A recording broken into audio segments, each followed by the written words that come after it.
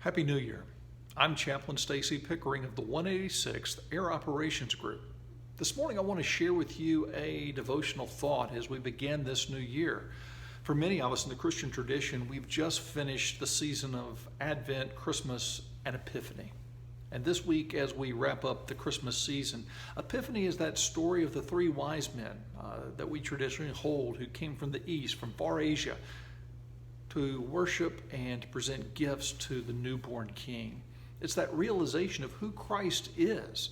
They realized that the King of Kings had been born, and they wanted to pay homage. They wanted to pay respect, not knowing the kind of kingdom that would come to effect 30 years later, possibly not even in their lifetime.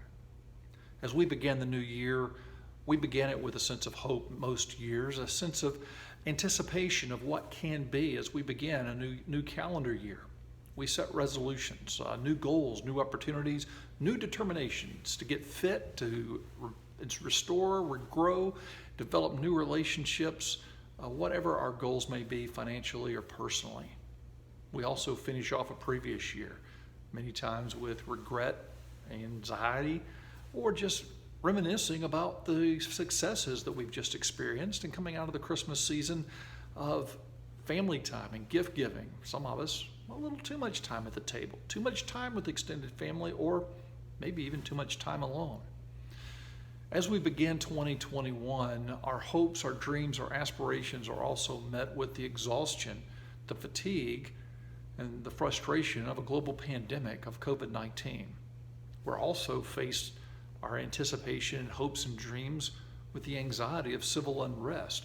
As we've watched between riots of this past year during a presidential election and what happened most recently this past week at our nation's capital.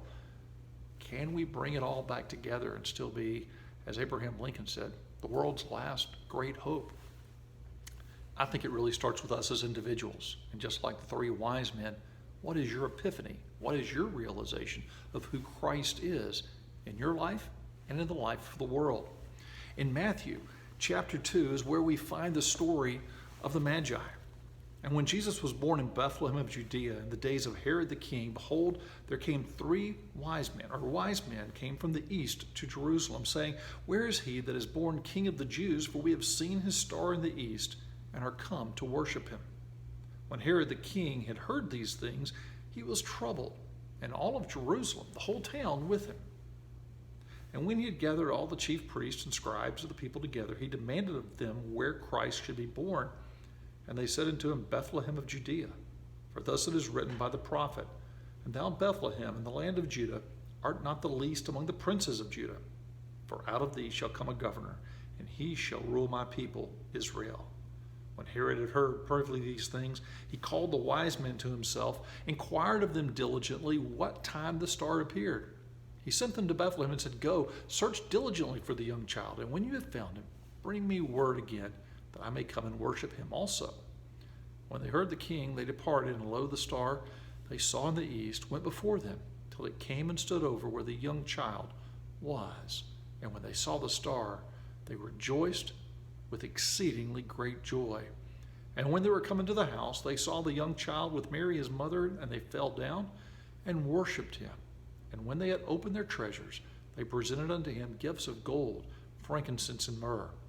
And being warned by God in a dream that they should not return to Herod, they departed to their own country another way. It's a story we've heard since we were children, but the reality is for most of us as adults, especially for us, the Keyfield family here at the 186th, is to realize who Christ is for you. The absurdity of this story is that these men were learned sorcerers, astronomers, mathematicians. They were the smartest men, even royalty possibly. After all, the king of Judah, Herod, a Roman governor, actually had an audience with them, met with them. So they weren't commoners. They realized something special had happened, who Christ was. As we begin 2021, there's two things that we all search for in our lives: security and significance.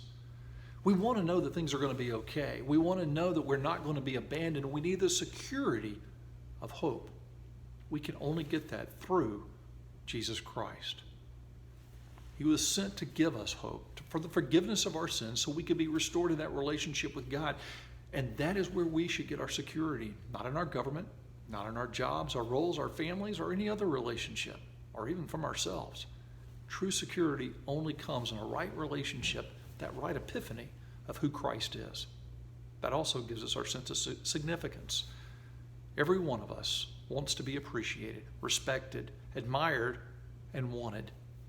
God wanted us to have a right relationship with Him so much, He sent His Son, Jesus Christ, to this world. Even the wise men realized something extraordinary had happened. They traveled 60 plus days to come and present their gifts so they could worship and acknowledge the King of Kings. So as we begin 2021, as we start and look at the world around us and wonder, can we ever bring this back together, and the chaos and the civil unrest that we face, and a global pandemic and a vaccine, and the hope that we can get life back to normal at some point, where do you get your security?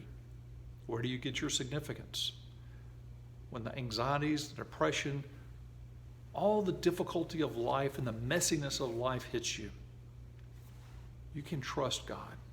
You can trust Him through His Son, Jesus Christ, that He will be your security, and He alone can provide you the significance we all desire and we all love as children of God. May God bless you and keep you.